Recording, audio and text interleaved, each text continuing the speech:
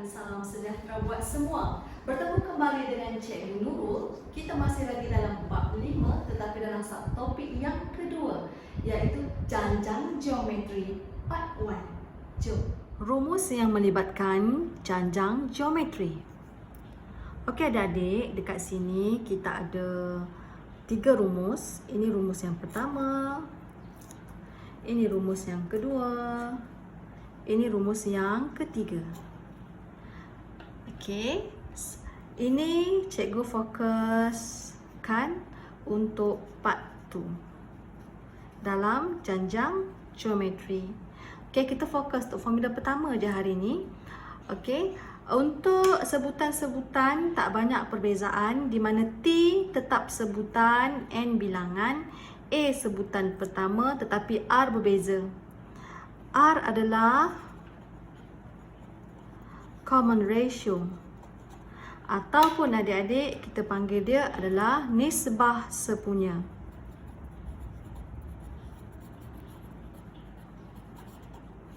R adalah ratio, iaitu nisbah sepunya.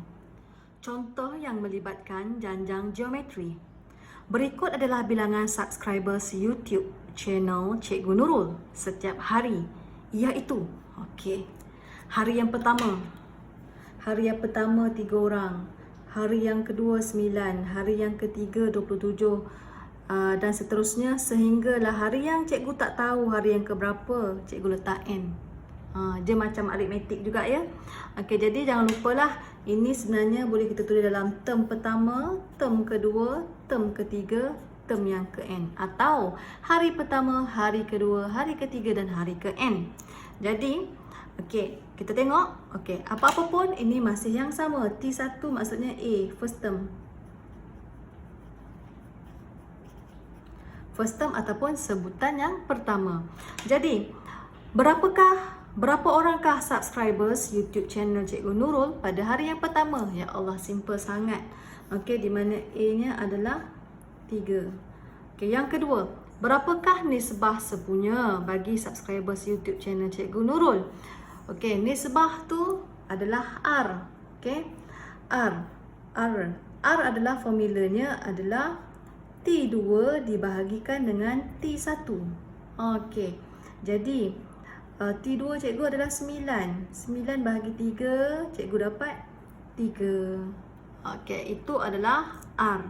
Okey, untuk pengetahuan adik-adik, bagaimana kita nak tahu sesuatu janjang geometri itu adalah satu jujukan nombor itu adalah janjang geometri, di mana apabila R dia adalah sama, iaitu common ratio dia sama, bermaksud dia adalah janjang geometri. Jadi begini nak mencari dia. Sebutan yang selepas bahagi sebutan yang sebelum. Okey, yang ketiga, berapa orangkah subscribers YouTube Cikgu Nurul pada hari yang ke-9? Okey, hari yang ke-9. Jadi TN T9 lah. Jadi sebelum tu cikgu nak tulis dulu formula. Okey, ni formula A dek. Okey, sebelum ni cikgu pernah tunjukkan formula dia adalah TN ARN tolak 1. Ini formula untuk sebutan yang ke N. Jadi kalau kita nak compare dengan susunan nombor yang cikgu tulis kat atas, T1 adalah A, T2 adalah AR. R saja, maksudnya bila 2 R-nya 1. Okey, bila 3 R-nya 2 kurang 1. Okey, ini pula bila N maksudnya kalau kurang 1 tolak 1 lah. Jadi dari sinilah kita dapat tengok formulanya. Okey adik-adik. Jadi dia nak tahu hari yang ke-9 berapa orang? T9. A cikgu tadi adalah 3.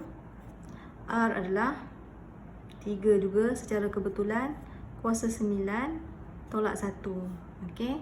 Jadi di sini kita akan dapat sebanyak 19,683. Jadi adik-adik, kalaulah adik-adik subscribe YouTube cikgu ataupun like dan share, pastinya adik pun dapat memberi peluang kepada rakan-rakan adik untuk belajar bersama Cikgu Nurul. Kalau adik rasa teknik ataupun cara cikgu ajar lebih mudah dan lebih faham, apa kata share, subscribe dan like.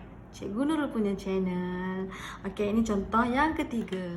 Okey adik-adik, berikut adalah bilangan subscriber YouTube Cikgu channel, YouTube channel Cikgu Nurul. Okey, ini soalan tadi ni. Jadi kita dah tahulah kan, A sama dengan 3, R dia sama dengan 3 lah. Okey, jadi ini soalan yang keempat lah. Okey. Okey.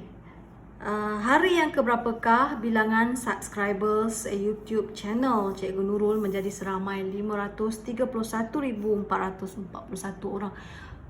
Ramainya. Okey. Jadi maksudnya kita nak tahulah hari yang keberapa dapat nilai 531,441. Jadi seperti biasalah, jangan lupa formula TN adalah AR N tolak 1. Okey. Jadi daripada sini cikgu nak ataskan sikit. Okey. Okey, cikgu keluarkan formula dahulu.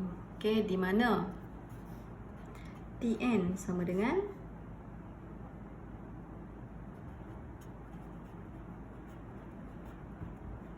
formula dia adalah AR N tolak 1. Okey, daripada sini kita dah tahu A kita berapa, R kita berapa. Kita gantikanlah nilai itu dengan berhati-hati.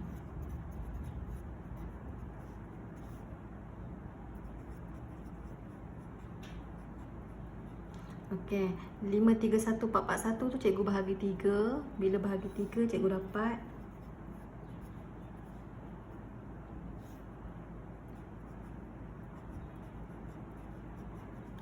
okey, jadi ini bila dah masuk kat sini, kita dalam subtopik indeks. Sebelum ni kita dah belajar indeks kan. Jom kita cuba cari. Okey, 3 kuasa berapa dapat 177147. Kita try and error lah. Calculator ada kan. Jadi cikgu cuba. Cikgu dapatlah 3 kuasa 11. Jadi bila asas dah sama, kita keluarkan indeks dia. Jadi kita berjayalah dapat N adalah 12. Di mana hari yang ke-12 cikgu berjaya mendapat subscribers seramai 531,441 orang. Alhamdulillah. Okey, jadi adik-adik, ini kaedah yang pertama. Okey, kaedah yang pertama. Kaedah 1. Okey. Kaedah 1 kita menggunakan indeks. Okey, sekiranya kalau kita tak berjaya dapatkan base yang sama, kita kena guna kaedah 2. Okey, kaedah 2 adalah menggunakan log. Jadi cikgu bermula daripada sini Okey, cikgu keluarkan dulu.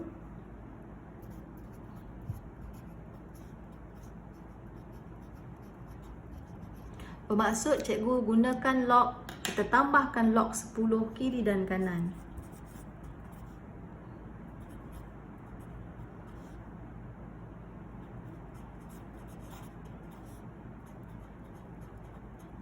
Begini, jangan lupa okay, video cikgu sebelum ni belah bahagian indeks. Okey, seterusnya ingat indeks boleh dibawa ke depan log.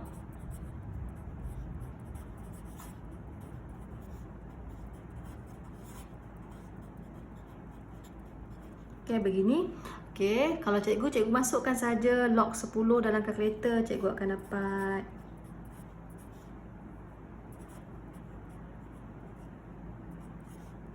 ni pun masuk dalam kalkulator. Okey. Lepas tu lepas tu kita nak buat apa ni? Mama. Okey, jadi di sini kita cari nak cari n kan? Jadi kita dapatlah n tolak 1 sama dengan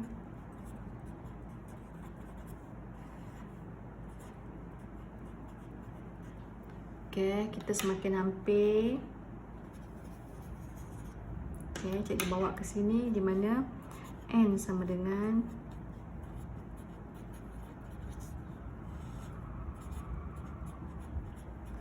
negatif 1 jadi tambah 1. Okey, jadi kita akan dapat 12 point. Jadi dapatlah 12. Okey adik-adik, jangan lupa tau. Di mana kaedah pertama menggunakan indeks. Okey, sekiranya kita tak dapat nak samakan base, kita terpaksa menggunakan kaedah yang kedua, iaitu kaedah log. Contoh 1. Tentukan sama ada jujukan berikut ialah suatu janjang geometri atau bukan. Beri justifikasi anda. Okey adik-adik, kita nak tahu sama ada ia janjang geometri ataupun tidak. Ingat, nak tahu janjang geometri ataupun tidak mesti daripada R-nya. Okey, dia punya nisbah sepunya.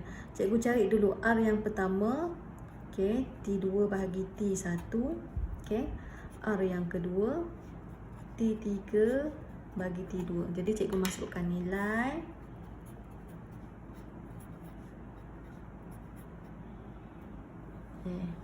Sorry, 15 bahagi 5.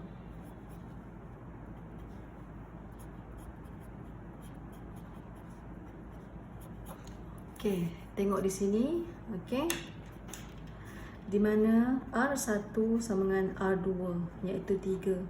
Okey, oleh itu ia adalah janjang geometri. Ingat bila R-nya sama, ia adalah janjang geometri. Kita cek pula yang ini.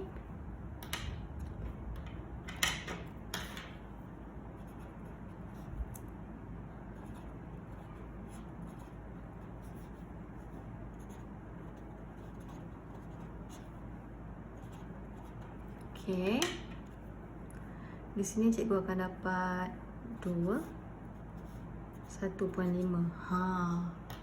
Dah dapat dah jawapan. Di mana R1 tidak sama dengan R2. Oleh itu ia bukan janjang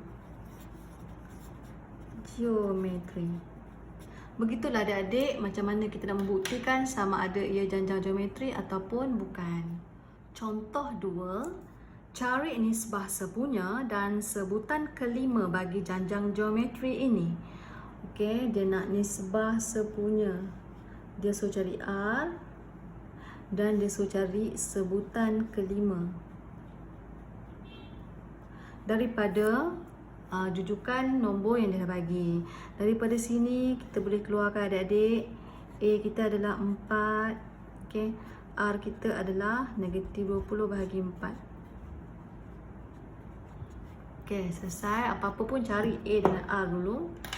Okey, Allah, automatik dah dapat nilai R.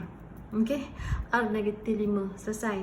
Jadi sekarang dia suruh cari T5. Ingat formula Tn sama dengan AR N tolak 1. Disebabkan T5. Jadi kita gantikan. A kita tadi 4. R kita negatif 5. Jadi masuk dalam kalkulator dengan berhati-hati. 2500. Contoh 3. Cari bilangan sebutan dalam janjang geometri yang diberi. Okey adik-adik, macam biasalah, ini kita tahu, ini term yang pertama, ini term yang kedua, term yang ketiga. Sekarang kita tak tahu 1/9735 ni term yang keberapa. Jadi cikgu letak Tn lah. Jadi sekarang dia nak tahu N tu lah sebenarnya. Cari bilangan sebutan N tu. Jadi cikgu masukkan dulu dalam formula di mana Tn sama dengan 1. Kita sedia maklum formula Tn adalah AR N tolak 1. Okay, tengok kat situ. Jadi sebelum tu daripada sini cikgu cari dulu. Okay, apa A kita? Sebutan pertama kita negatif 25/3. Apa kita punya R? R adalah 5/3. Cikgu bahagikan dengan negatif 25/3. Okey, cikgu dapat negatif 1/5. Jadi kita masukkan dalam sini di mana A, R N tolak 1. Kita tahu A kita tadi negatif 25/3. 25. Okay, begini. Okay, lepas tu kan adik-adik, cikgu ambil kalkulator, cikgu buat ni. Negatif 25/3 bawa pergi kanan, maksudnya bahagi.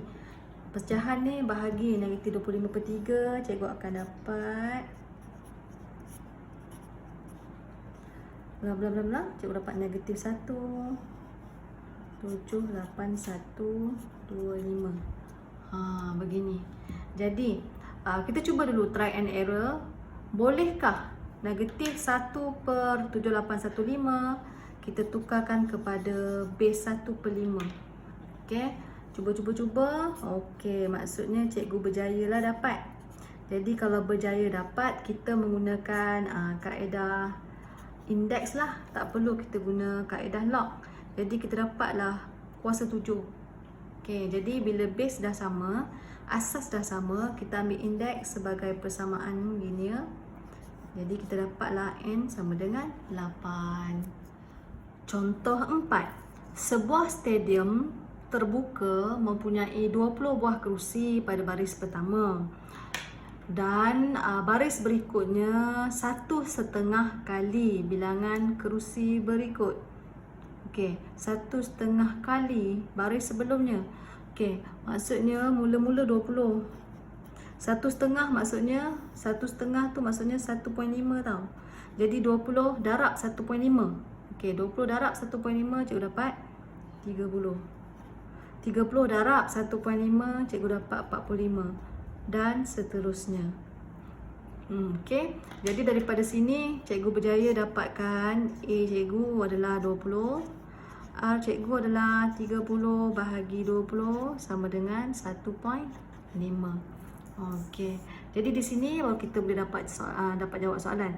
Hitung bilangan maksimum kerusi yang terdapat pada baris yang ke-10. Okey, baris yang ke-10 maksudnya T10. Jadi, okey, apa-apa pun formula Tn sama dengan AR N tolak 1. Okey, bererti T10 sama dengan A cikgu tadi. 10 tolak 1, 9. Jadi baris yang ke-10 adalah sebanyak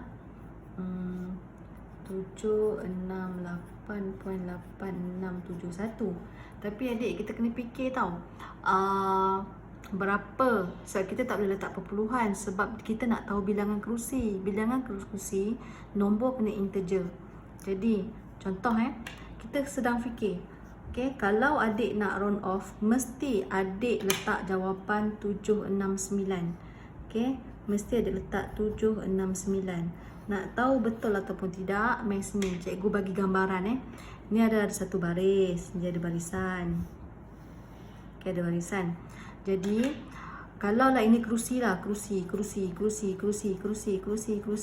ni 7 sampai 768 ni. Jadi tiba-tiba ada satu kerusi tu macam ni. Dia tak habis circle dia. Okey, inilah yang 0.8671. Kalau adik letak 769, maksudnya adik melengkapi bulatan ni. Okey, bila melengkapi bulatan ni, dia lebih daripada garisan. Bila lebih garisan, terkeluar baris. Tak boleh. Dia mesti dalam barisan yang dia bagi. Jadi kita tak boleh ambil 769, dek. Tak boleh. Ya? Jadi ini tidak boleh. Jadi bilangan kerusi yang kita perlu pilih adalah 768. 768 adalah setakat ini saja. Okey, gitulah, mesti nombor bulat. Okey, contoh baris yang manakah mempunyai sekurang-kurangnya 505 buah kerusi. Okey adik-adik, sekurang-kurangnya tanda kita adalah lebih besar sama dengan. Itu adalah sekurang-kurangnya. Jadi macam mana cara nak masuk formula? Okey, baris yang manakah? Maksudnya baris yang manakah sekurang-kurangnya 505. Macam tu cikgu baca dengan ayat. Pada masa sama cikgu tulis dalam bentuk matematik. Okey. Formula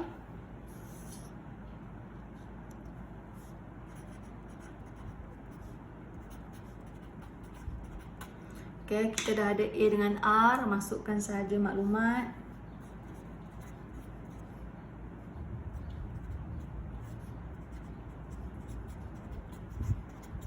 Okey, begini. Jadi 505 bahagi 20 cikgu dapat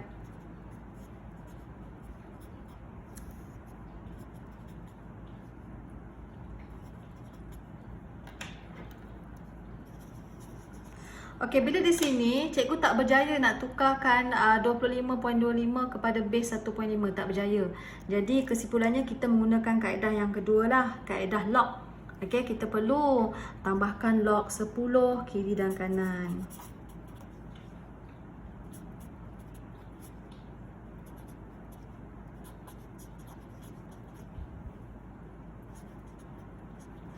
Okey, jadi cikgu letak ke depan N tolak 1.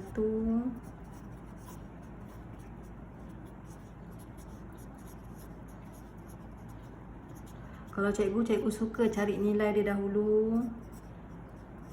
Log 10.5 ni cikgu dapat 0.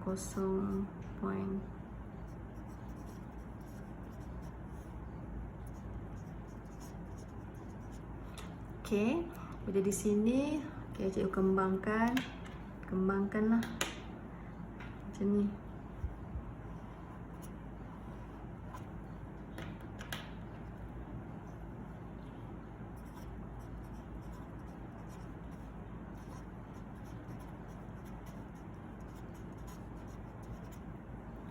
Okey, cikgu naik atas. Tak cukup ruang. Di sini cikgu dapat N.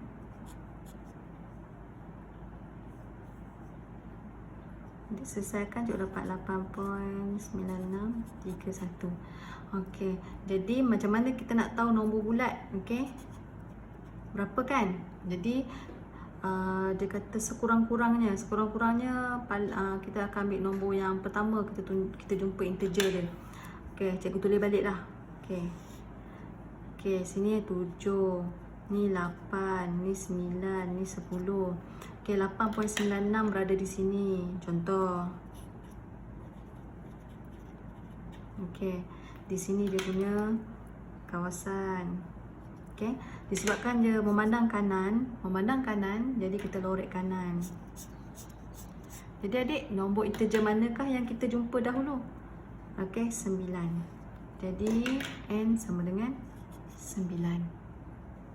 Okey, begitulah contoh penyelesaian bagi contoh yang keempat.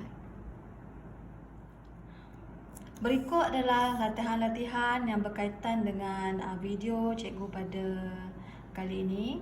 Berikut adalah jawapan-jawapan untuk soalan yang tadi.